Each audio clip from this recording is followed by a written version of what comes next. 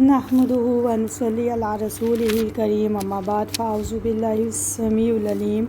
मिनश्शैतानिर रजीम बिस्मिल्लाहिर्रहमानिर्रहीम रब्बि ज़िदनी इल्मा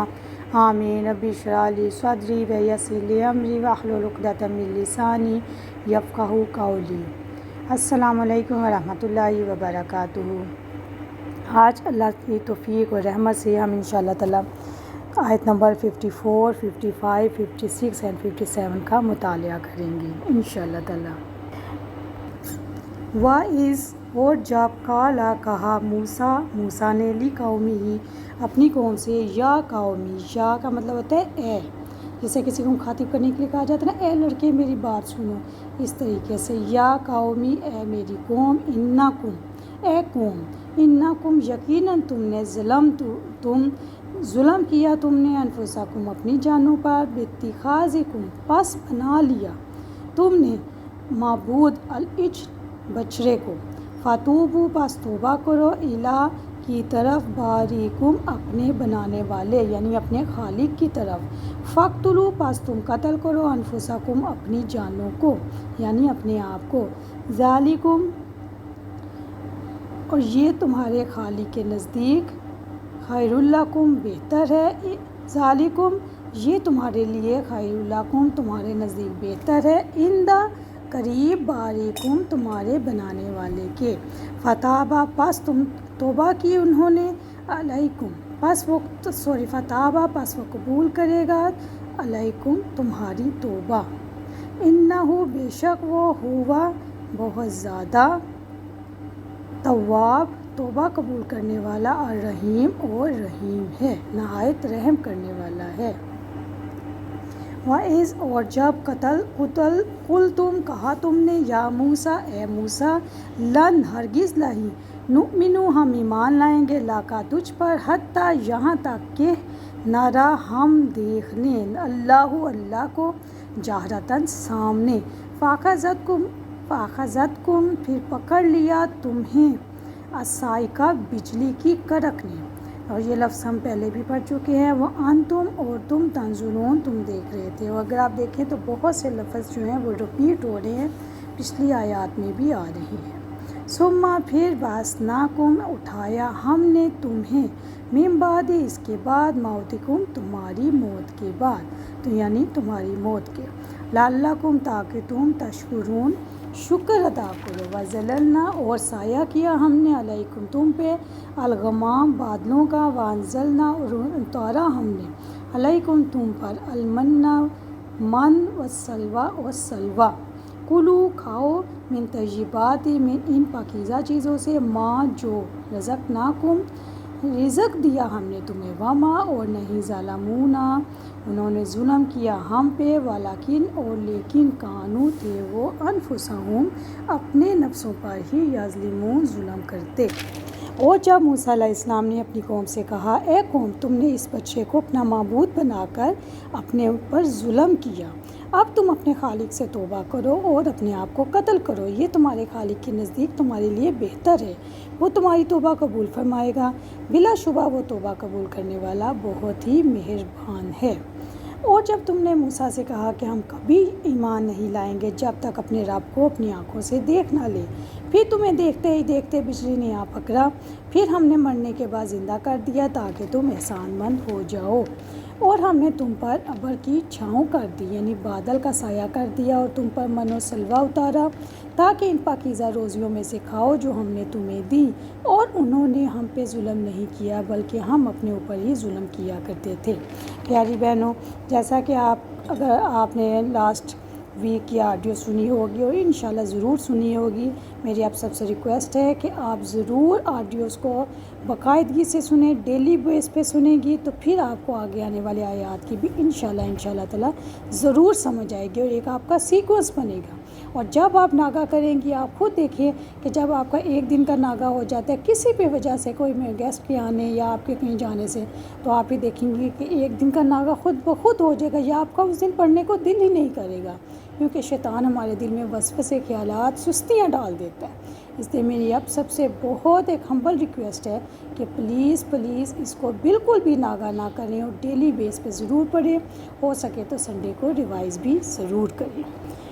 میں نے آپ لوگوں کے سامنے اس بات کا ذکر کیا تھا کہ واعظ جن آیات کے سٹارٹ میں آ رہا ہے وہاں پہ اللہ تعالیٰ حضرت موسیٰ علیہ السلام کو اور ان کی قوم کو اپنی نعمتیں یاد کروا رہی ہیں۔ بچے کا ذکر ہم نے پچھلی آیت میں پڑھ لیا تھا کہ انہوں نے ظلم کیا تھا اور اللہ تعالیٰ کی ناشکری کی تھی اور اللہ کے ساتھ شریک ٹھہرا لیا تھا۔ تو پھر اس کے بعد جب انہوں نے توبہ کی تو اللہ تعالیٰ نے حضرت موسیٰ علیہ السلام کو کتاب اور تورات اور معجزے دیے۔ آگے آنے والی اسی آیت کی ڈیٹیل ہم آگے آنے والی آیات میں پڑھ رہے ہیں کہ کیسے انہوں نے توبہ کی، کیا سارا عمل کیا۔ آیت نمبر 54 میں ہم ان کی توبہ کے بارے میں پڑھیں گے، اور اس کے بعد پھر جب وہ حضرت موسیٰ علیہ السلام کو کتاب اور معجزے دیے گئے اور وہ طور پہاڑ پہ گئے، اس کے بارے میں بھی آگے آنے والی آیات کے بارے میں انشاءاللہ تعالیٰ ہم ڈیٹیل سے پڑھیں گے۔ تو آپ بہت دھیان سے ان آیات کی تفسیر سنیے گا۔ اب یہاں پہ یہودیوں کی توبہ کا طریقہ بیان کیا جا رہا ہے کہ جب حضرت موسیٰ علیہ السلام نے دیکھ لیا کہ وہ لوگ بچے کی عبادت کر رہے تھے، بچے کی پوجا کر رہے تھے، اپنی آنکھوں سے دیکھ لیا، تو یہ بھی معلوم کر لیا گیا کہ ان بچے کی بے پناہ محبت اور عظمت ان کے دلوں میں رچ بس گئی تھی۔ تو پھر آپ حضرت موسیٰ علیہ السلام نے ان کو سمجھایا، آپ کے کہنے سننے سے، سمجھانے سے وہ لوگ ہوش میں آ گئے، اپنے جرم پہ، اپنے شرک پہ شرمندہ ہو گئے، اور ان کو یقین آ گیا کہ واقعی ہم بھٹک چکے تھے، گمراہی میں مبتلا ہو چکے تھے۔ تو پھر انہوں نے کیا کیا کہ انہوں نے اللہ سے توبہ کرنا شروع کر دی۔ تو حضرت موسیٰ علیہ السلام نے ان سے کہا کہ تم نے بچے کی پرستش کر کے اپنے اوپر بہت بھاری ظلم کیا ہے، اس طرح توبہ تم لوگوں کی قبول نہیں ہوگی۔ اس کا ایک یہی طریقہ ہے کہ اپنے خالق سے پہلے تو سچے دل سے توبہ کرو اور پھر ایک دوسرے کو آپس میں قتل کرو۔ اللہ نے موسیٰ علیہ السلام کی دعا سے قتل کا حکم واپس لے لیا اور ان کی توبہ قبول کر لی۔ اب یہاں پہ آپ دیکھیں، بعض قتادہ رضی اللہ عنہ کہتے ہیں کہ وہ صفوں میں کھڑے ہو گئے جب بنی اسرائیل کے ظلم کے بدلے میں اللہ تعالیٰ نے انہیں یہ حکم دیا کہ اپنی جانوں کو ہلاک کرو۔ تو حضرت قتادہ نے کہا کہ وہ صفوں میں کھڑے ہو گئے اور ان میں سے بعض نے بعض کو قتل کیا، یہاں تک کہ پھر اللہ کا حکم آیا کہ رک جاؤ۔ جو مقتول تھا اس کے لیے شہادت کی زندگی تھی، اور جو زندہ تھا اس کا یہ مطلب تھا کہ اس کی توبہ اللہ نے قبول کر لی۔ اور ابن کثیر کی تفسیر کے مطابق 70,000 افراد اس دن قتل ہوئے تھے۔ ذالکم خیر لکم، یہ تمہارے لیے، تمہارے پیدا کرنے والے کے نزدیک بہتر ہے۔ اس کا کیا مطلب ہے کہ تمہارا اپنے لوگوں کو قتل کرنا، تمہارا جو شرک تھا، تمہارا جو اللہ کے نزدیک بچے کی پوجا کرنا، اللہ کے ساتھ بچے کی پوجا، بچے کی عبادت کو جو شریک ٹھہرا لینا تھا، اس سے بہتر یہ ہے کہ تم ایک دوسرے کو قتل کرو۔ اندہ باریکم، یہاں پہ اللہ تعالیٰ نے اپنے باری ہونے کا یہ یقین شعور اس طریقے سے دلایا ہے کہ اللہ تعالیٰ نے کہا کہ اپنی طرف رجوع کرنے کا حکم دیا کہ میرے لیے میرا حکم مانو اور ایک دوسرے کو قتل کرو۔ اس سے ہمیں پتہ چلتا ہے کہ اللہ تعالیٰ جو ہے ہر چیز اصل کی طرف لوٹتی ہے، انسان کی اصل حقیقت اس کے پیدا کرنے والے سے ہی جڑی ہوئی ہے، اور اللہ تعالیٰ یہ ہمارا پیدا کرنے والا ہے اور وہی رہنمائی کرنے والا ہے۔ فتاب علیکم، تم نے وہی کیا جو تمہیں موسیٰ علیہ السلام نے حکم دیا، تو پھر اللہ تعالیٰ نے تمہاری توبہ بھی قبول کی اور تمہاری برائیوں سے درگزر کیا۔ فاقتلوا انفسکم، اور اس کے بعد پھر حکم آیا ہے فتاب علیکم۔ تو یہاں سے ہمیں کیا سبق حاصل ہوتا ہے؟ اس سے ہمیں یہ سبق حاصل ہوتا ہے کہ اللہ تعالیٰ سے اپنے گناہوں کی معافی مانگنے کے لیے اللہ کے بتائے ہوئے طریقے کے معافی کے طریقے کو قبول کرنا ضروری ہے۔ اللہ تعالیٰ نے جب بنی اسرائیل کو معاف کیا، تب انہوں نے شرک کرنے والوں کو اپنے ہاتھوں سے قتل کیا، تب ہی اللہ تعالیٰ نے ان کی معافی کو قبول کیا۔ تو اس سے یہ سبق ملتا ہے کہ لوگوں کو برائی سے نہ روکنے کی معافی۔ اب دیکھیں، انہوں نے ایک دوسرے کو روکا نہیں، کچھ اس کے اندر یہ لازمی ایسے لوگ ہوں گے جو اس کو برا سمجھتے ہوں گے کہ ہم نے اللہ کے مقابلے میں ایک بچڑے کو کیوں معبود بنا لیا، لیکن انہوں نے اپنے ساتھیوں کو روکا نہیں اور خود بھی اس پوجا میں شامل ہو گئے، اس عبادت میں شامل ہو گئے۔ تو یہاں سے ہمیں سبق ملتا ہے کہ اگر ہم لوگوں کو برائی سے نہیں روکیں گے تو پھر ہمیں تب تک معافی نہیں مل سکتی جب تک ہم اللہ کے بتائے ہوئے طریقے کے مطابق عمل نہ کریں۔ اور بعض اوقات ہمارے گناہوں کی سزائیں دنیا میں ہی ہمیں برداشت کرنی پڑتی ہیں۔ اللہ تعالیٰ نے ایک دوسرے کو قتل کرنے کے حکم پر عمل پیرا ہونے کا حکم اس لیے دیا تاکہ جب تم ایک دوسرے کو توبہ کرو گے، تمہارے دلوں میں اللہ کی قتل کرو گے، تمہارے دلوں میں اللہ کی بڑائی پیدا ہوگی اور پھر تم شکر گزار بن جاؤ گے۔ اور جب تم نے موسیٰ سے کہا، اب یہاں پہ دیکھیں کہ کیا کس طریقے سے آ رہا ہے کہ پہلے اللہ تعالیٰ نے حضرت موسیٰ کی قوم کو، یہودیوں کو فرعون سے نجات دی، اس کے بعد 40 راتوں کا وعدہ کیا، یعنی اللہ تعالیٰ نے حضرت موسیٰ علیہ السلام کو 40 دن کے لیے کوہ طور پہ بلایا اور وہاں پہ معجزے اور توریت عطا فرمائی۔ تو پیچھے سے انہوں نے بچے کا معبود بنا لیا، پھر اللہ تعالیٰ نے ان کو توبہ کا طریقہ بتایا، ان کی توبہ قبول کی۔ اس کے بعد یہاں پہ پھر اللہ تعالیٰ یہودیوں کو اپنی نعمتیں یاد کروا رہے ہیں کہ جب تم نے کہا اے موسیٰ ہرگز ہم آپ پر یقین نہیں لائیں گے۔ اب یہاں پہ آپ دیکھیں کتنی بڑی نعمت تھی کہ حضرت موسیٰ علیہ السلام جب کوہ طور سے واپس آئے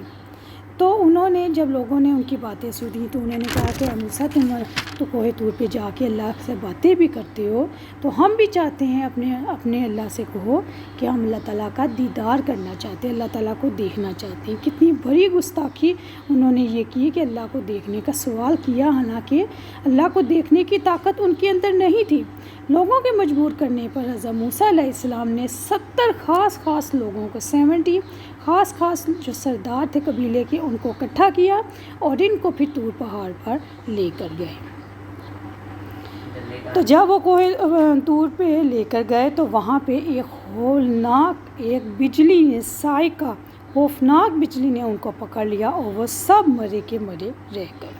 صاعقہ آسمانی کڑک کے لیے بھی استعمال ہوتا ہے اور بجلی دونوں کے لیے استعمال ہوتا ہے۔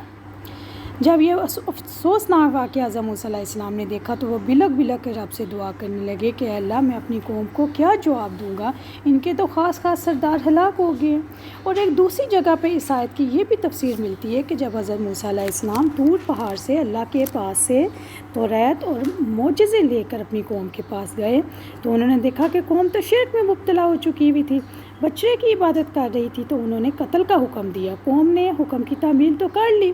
پھر انہوں نے جب انہوں نے توریت کا ذکر کیا اور لوگوں کو توریت دکھائی کہ یہ اللہ کی کتاب ہے، احکام کا مجموعہ ہے، اس میں اچھی باتوں کا حکم ہے اور بری باتوں سے روکا گیا ہے، تو اس کے پابند بن جاؤ۔ تو انہوں نے کہا کہ آپ کے کہنے سے اس پر کون عمل کرے گا جب تک خود